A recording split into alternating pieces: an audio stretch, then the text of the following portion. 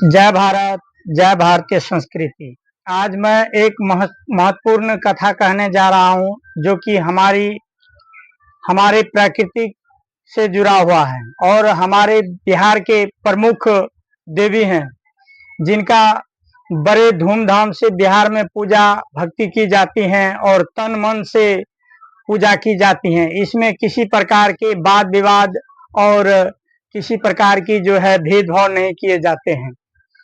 तो एक समय की बात है, ब्रह्मा जी एवं सभी देव, ब्रह्मा विष्णु महेश, सभी ने विचार किया कि पृथ्वी पर जो है प्रकृति को सुरक्षित रखने के लिए और मनुष्यों को जो है अनेक प्रकार के वर एवं भक्ति प्राप्त करने के लिए क्यों न एक देवी का रचना किया जाए, जो कि उनसे पृथ्वी पर विशेष प्रकार के जो है कार्य होंगे और मनुष्य उसका पूजा करके अनेकों प्रकार के धन पुत्र यश को प्राप्त करेंगे। तो ब्रह्मा जी ने अपने शरीर से एक दिव्य मानस पुत्री को उत्पन्न किया और उसको उत्पन्न करने के बाद बताया कि तुम पृथ्वी लोक पर जाओ और तुम्हारे पूजा भक्ति जो निष्ठा पूर्वक से करेंगे उनका सभी मनोरथ सिद्ध होगा। और इतना कह करके महादेव जी से पूछे ब्रह्मा जी कि हे प्रभु, इसको कैसे पृथ्वी पर भेजा जाए।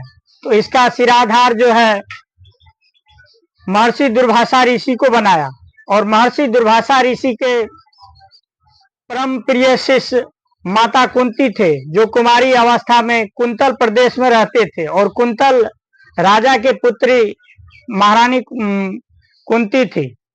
कुंतल देश में कुंती रह करके उनके गुरु दुर्वासा ऋषि थे और दुर्वासा ऋषि को संकेत देते हुए ब्रह्मा जी एवं सभी देवताओं ने संकेत दिया कि आप जो है इसका सिराधार कुंती से कीजिए और ये पुत्री माँ कुंती को ही सौंपिए। इनसे प्रकृतिक में बहुत बड़ी रचना होगी और पृथ्वी के लोग इनसे बहुत प्रकार के वर और सुख को प्राप्त करेंगे।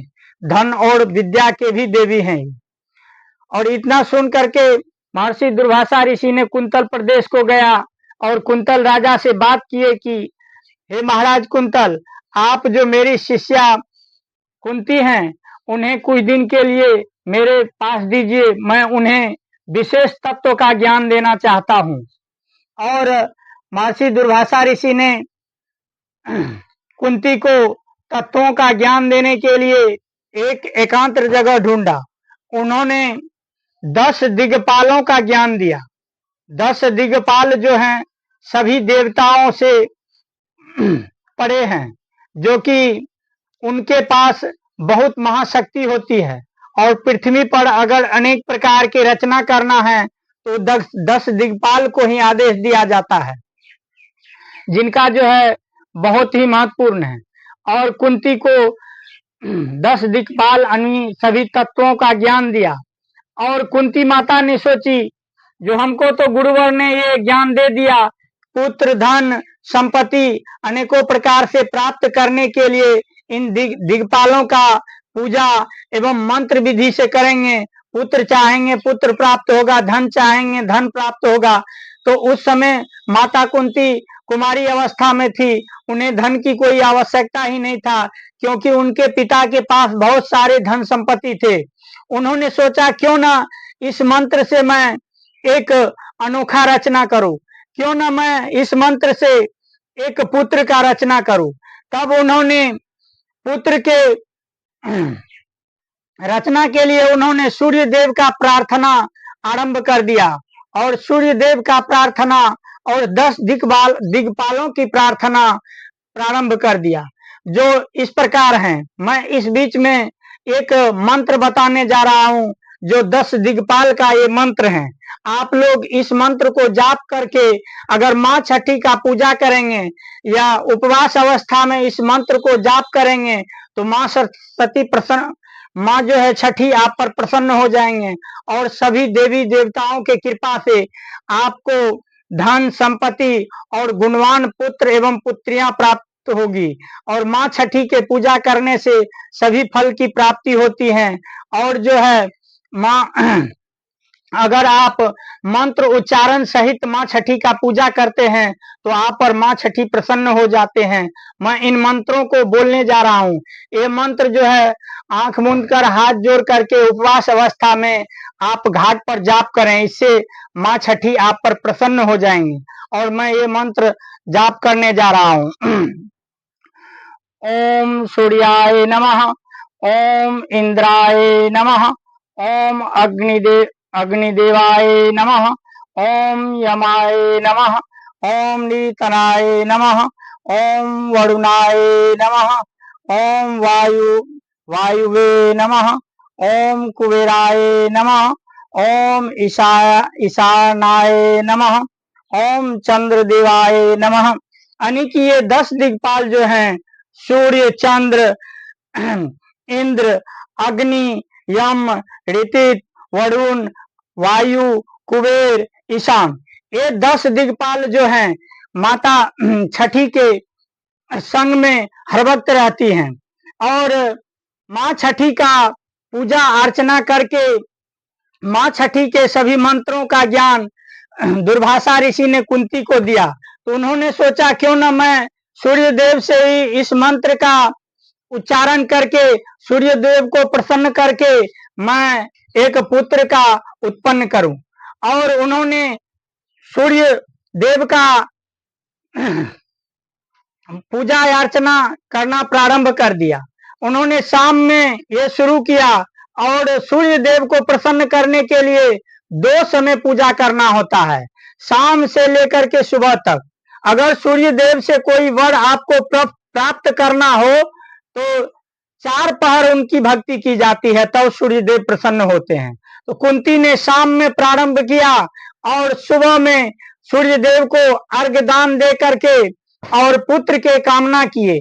और सूर्य देव प्रकट होकर के कर्ण जैसे महान गुणवान और विद्वान पुत्र दिए। और पुत्र के प्राप्ति होने पर तब कुंती के मन में विचार आया कि अभी तो मैं कुमार अवस्था में हूँ, अगर पुत्र को मैं संग लेकर घर जाता हूँ तो गांव समाज के लोग, हमारे परिवार के लोग हम पर हंसेंगे और हमको नीचे विचार से देखेंगे, नीचे स्वभाव से देखेंगे, हमको नीच कहेंगे। तो हम क्या करूं? ऐसा करते हैं कि इस पुत्र को मैं नदी में छोड़ देता हूं। और कुंती ने ऐसा ही किया कि एक टूटे फूटे टोकरे में कर्ण को डाल करके और नदी में बहा दिया। नदी में बहते जा रहे हैं, उधर एक धोबी नदी में कपड़ा धो रहे थे। उनको कई जन्मों से पुत्र रत्न के प्राप्ति नहीं हो रहे थे। कई देवी देवता के पास गए, फिर भी उन्हें पुत्र नहीं प्राप्त हुआ। तो उन्होंने यही विचार कर रहे थे कि हे ईश्वर, हे सूर्य देव, हे सूर्य नारायण भगवान, हमें जो है एक पुत्र या पुत्री हो जाता तो हम मोक्ष के अधिकारी हो जाते। इतना सोच ही रहे थे कि कर्ण इतने में जो है बहता हुआ उनके आगे से रोते हुए गुजरा। और वे धोबी ने उस बच्चे को निकाल लिया और निकाल के उसको पोसने पालने लगा और अनेकों प्रकार से ज्ञान विद्या देने लगा। तो माँ छठी का पूजा कभी भी निष्फल नहीं जाता है।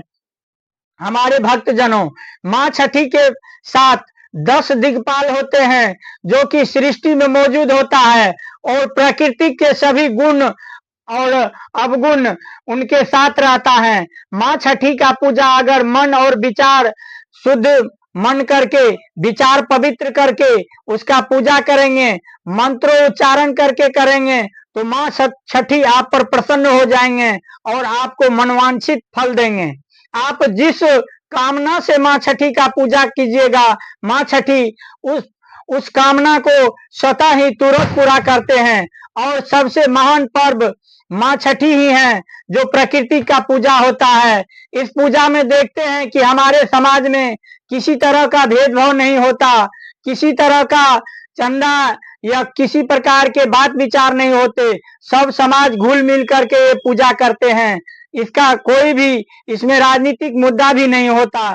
तो इसलिए माँ छठी में बहुत ही शक्ति है, ये प्रकृति की देवी हैं, इसीलिए इनमें फल फूल नवेद अनेकों प्रकार के गाछ पेड़ से उत्पन्न हुए फल फूल ही अधिकतर चढ़ते हैं, माता उन्हीं में प्रसन्न हो जाता है।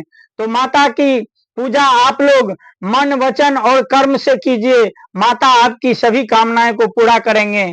अगर वीडियो आपको अच्छा लगा हो तो लाइक और सब्सक्राइब करें। जय श्री राम, जय श्री राम, जय सनातन।